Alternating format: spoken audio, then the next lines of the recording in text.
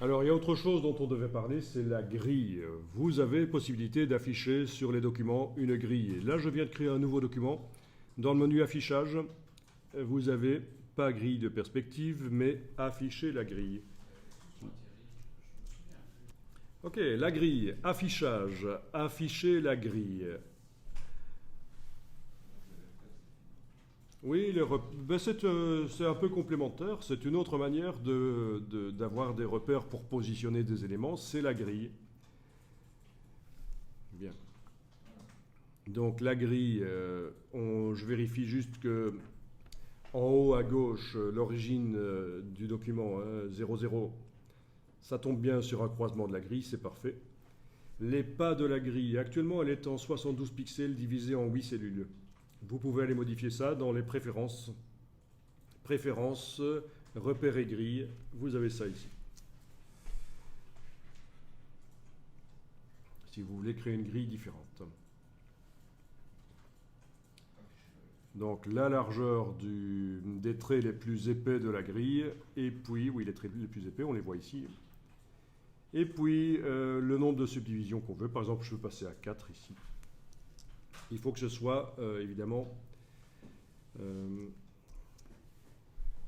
que le pas soit divisable par le nombre de subdivisions que je fais. Sinon ça va être un peu de l'approximation.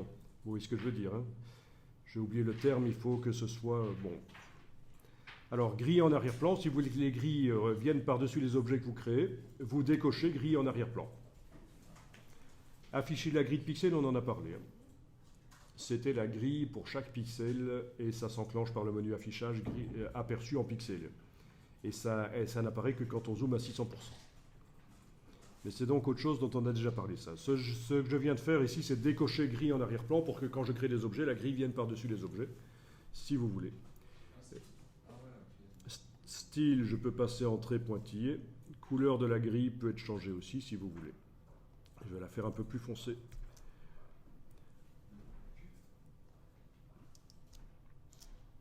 Affichage.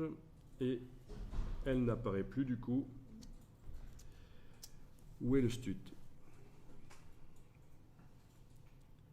Grille en arrière-plan. Eh bien, vous la voyez chez vous? La grille? Pas de problème? Non, je la vois pas. Affichage.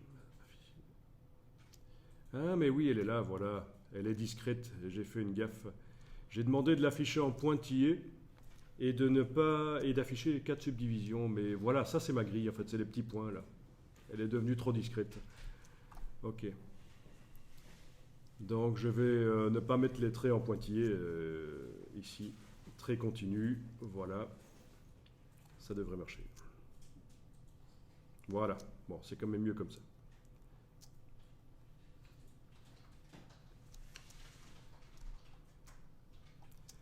Alors, il y a une grande différence entre Illustrator CC et les versions précédentes. C'est que désormais, quand on trace sur la grille des tracés, les poignées de tangente ne sont pas magnétisées sur la grille. Par exemple, ici, je prends la plume, ici. J'enfonce la touche verrouillage majuscule pour avoir le pointeur précis. C'est comme ça pour beaucoup d'outils. La touche verrouillage majuscule enfoncée ne vous montre pas l'icône de l'outil, mais vous montre le pointeur précis. Là, je suis en dessin tout à fait libre. On s'en fout de la grille, en fait. Mais si je demande dans le menu affichage magnétisme de la grille, à partir de là, je ne sais plus dessiner qu'aux intersections. D'où l'importance éventuellement de mettre plus de subdivisions si vous voulez. Et alors la différence par rapport aux versions précédentes d'Illustrator, c'est que quand je crée une tangente, C'était verrouillage précis, c'était RL. la différence avec CC, c'est que quand je crée une tangente, les poignées de tangente ne sont plus magnétisées sur la grille. Je peux les placer où je veux. Avant, avec C6, les poignées de tangente devaient être calées sur la grille, c'était assez ennuyeux. Maintenant, c'est plus le cas.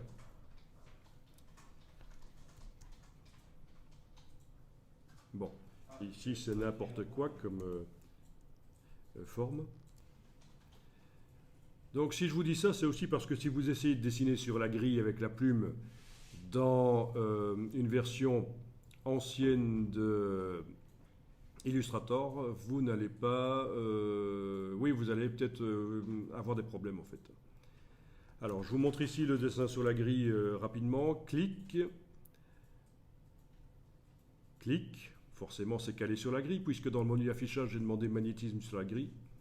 Je vais aller me mettre ici. Cliquer et glisser. Voilà la tangente. Je la cale sur l'axe avec la touche majuscule.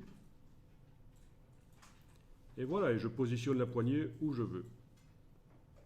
Librement. Bien. Clic. Clic. Clic et glisser avec la touche majuscule. Et voilà, etc., etc.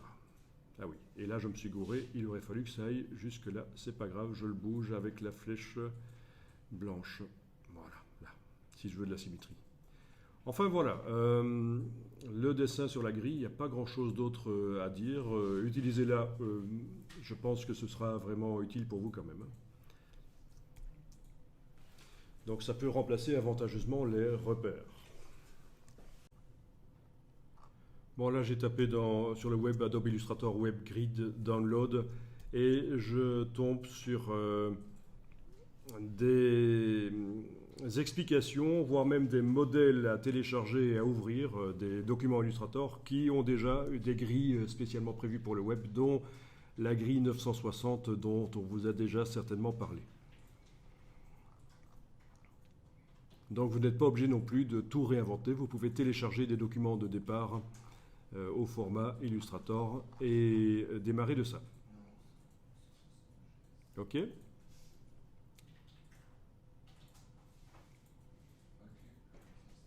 Là, je suis sur le 1200 pixels grid system. Download Illustrator file.